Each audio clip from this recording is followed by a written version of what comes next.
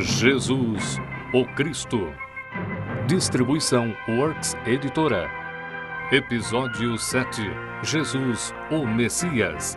Versão brasileira, Estúdio de Cinema, São Paulo. Enquanto o ministério de Jesus se expandia, ele ficou cada vez mais decidido a revelar quem ele era e de onde vinha a sua autoridade. Um exemplo ocorreu no pequeno vilarejo de Naim, localizado na parte sul da Galileia. Lá, uma viúva chorava a morte do seu único filho. Os seus parentes e amigos juntaram-se a ela na sua grande tristeza, e agora chegara a hora do enterro.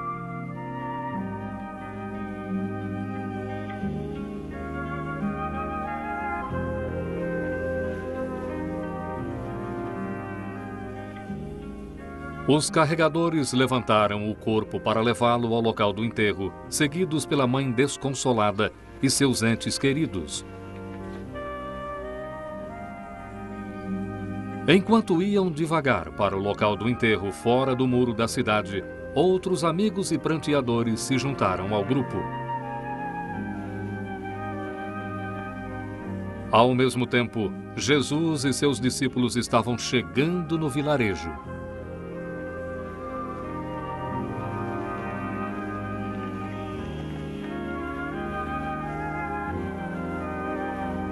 Quando Jesus viu a mãe e sua enorme tristeza, ele sentiu grande compaixão por ela.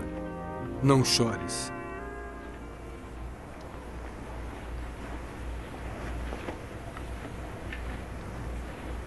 Mancebo, a ti te digo, levanta-te.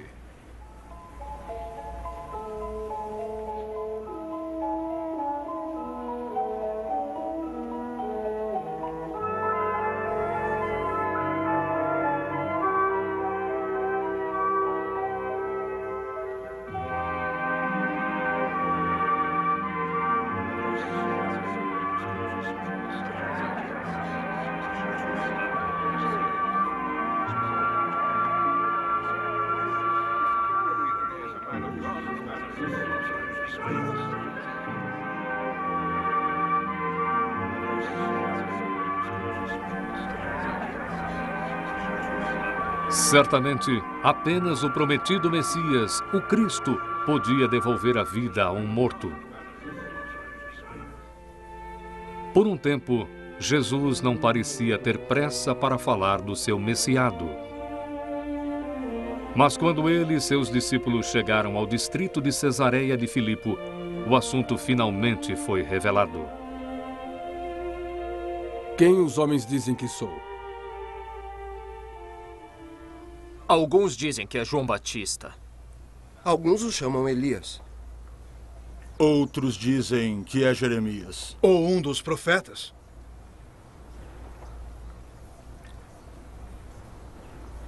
E vós, quem dizeis que sou? Tu és o Cristo, o Filho do Deus vivo.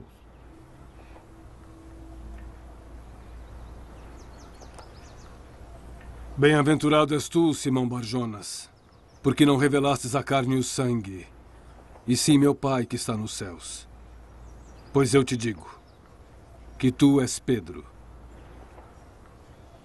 e sobre esta pedra edificarei a minha igreja, e as portas do inferno não prevalecerão contra ela. E eu te darei as chaves do reino dos céus, e tudo o que ligares na terra será ligado nos céus, e tudo o que desligares na terra será desligado nos céus. Há muito tempo os discípulos sabiam nos seus corações que Jesus era o Cristo, o Salvador prometido.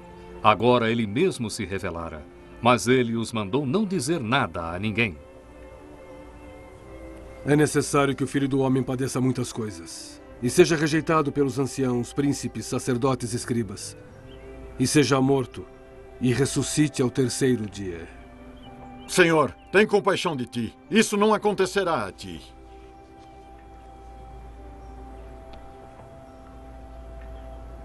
Vá de retro, Satanás. Não compreendes as coisas de Deus, mas as dos homens.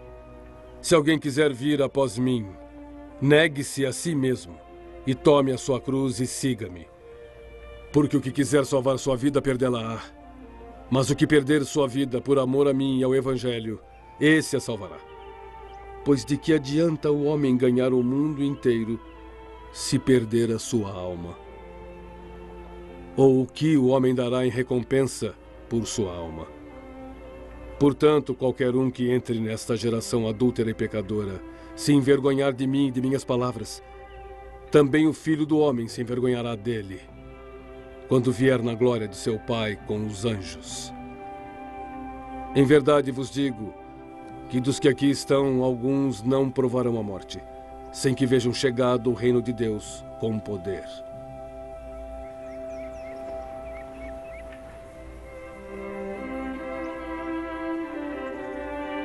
Seis dias depois, Jesus levou Pedro, Tiago e João consigo em particular a um alto monte.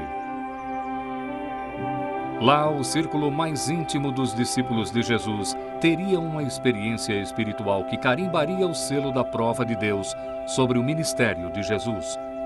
Uma experiência que eles jamais esqueceriam. Sozinhos no alto do monte, o pequeno grupo iniciou um período de oração e meditação. Jesus estava um pouco afastado deles. Ele também orava.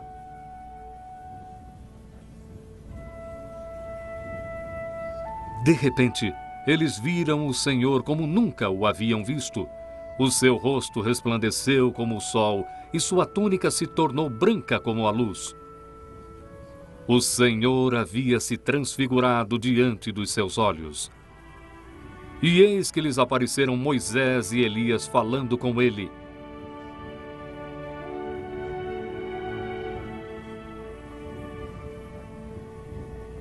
E Pedro disse para Jesus: Senhor, bom é estarmos aqui. Se queres, façamos aqui 3 tabernáculos, um para ti, um para Moisés e um para Elias. Enquanto Pedro falava, uma nuvem luminosa os cobriu. E da nuvem saiu uma voz que dizia: Este é o meu amado filho, em quem me comprazo. Escutai-o.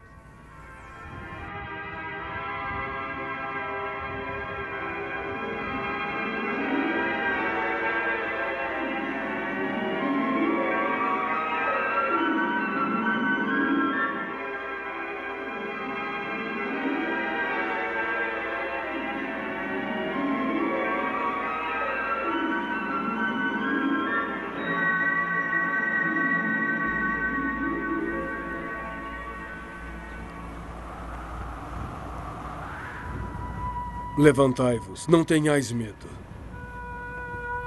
E erguendo eles os olhos, ninguém viram senão unicamente a Jesus.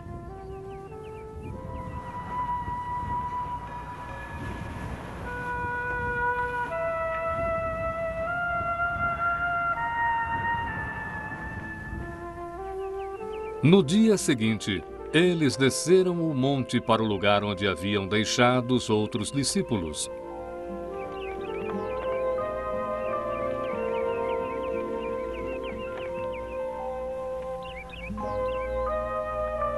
Eles ainda se perguntavam sobre a experiência no alto do monte. Certamente, Jesus deve ter sentido suas dúvidas. Não conteis a visão até que o Filho do Homem seja ressuscitado dos mortos. Mestre, por que dizem os escribas que é mister que Elias venha primeiro? Elias virá primeiro e restaurará todas as coisas. Mas digo-vos que Elias já veio e que não o reconheceram, mas fizeram-lhe tudo o que quiseram. Assim eles também farão o Filho do Homem padecer. Então os discípulos entenderam que Jesus lhes falava de João Batista.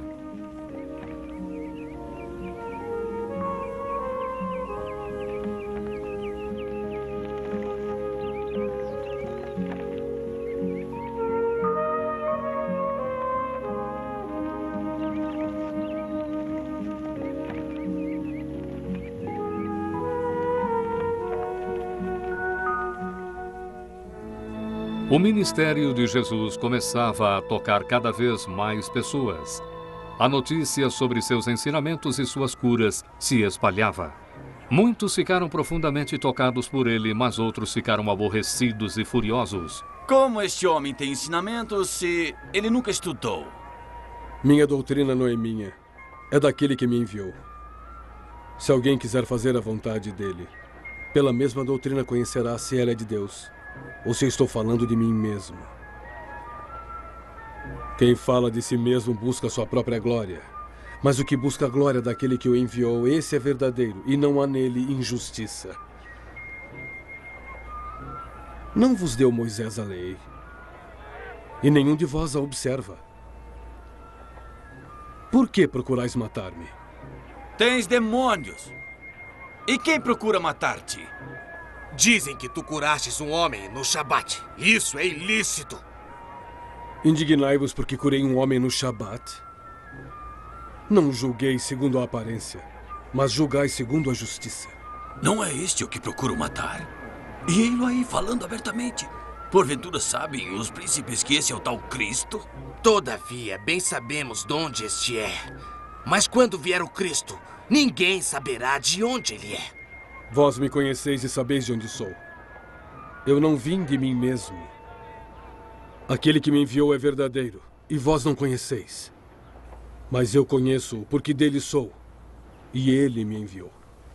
Quando o Cristo vier, fará ainda mais sinais do que os que este homem tem feito? Os fariseus ficaram preocupados em ver as pessoas discutirem Jesus tão abertamente.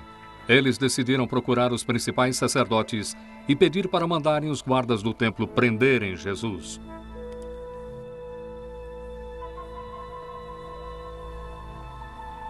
Ainda um pouco de tempo estarei convosco.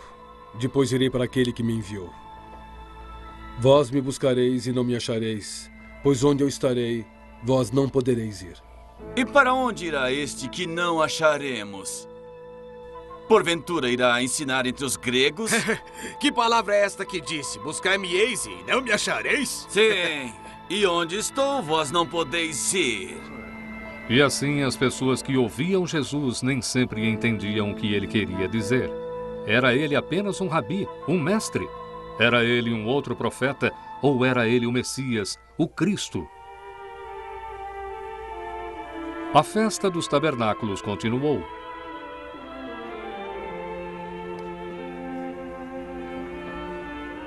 E no último dia da festa, Jesus falou de novo para as pessoas. Se alguém tem sede, que venha até mim e beba. Quem crê em mim, como diz a Sagrada Escritura, rios d'água viva correrão do seu ventre. Verdadeiramente este é o profeta. Este é o Cristo. Vem, pois, o Cristo da Galileia? Não diz a Escritura que o Cristo vem da descendência de Davi e de Belém, da terra que era de Davi?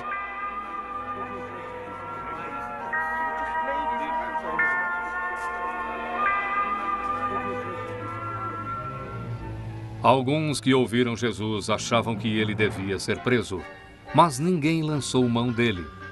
Mais tarde, porém, os guardas do templo foram repreendidos por suas ações, quando se apresentaram aos principais sacerdotes e fariseus.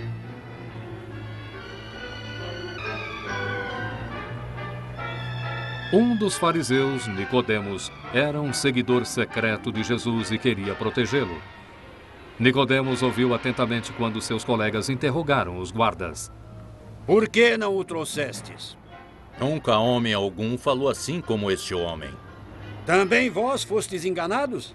Creu nele porventura algum dos principais ou dos fariseus? Mas esta multidão que não sabe a lei é maldita. Porventura condena nossa lei um homem sem primeiro ouvir e ter conhecimento e saber o que faz? És tu também da Galileia? Examina e verás que da Galileia nenhum profeta surgiu.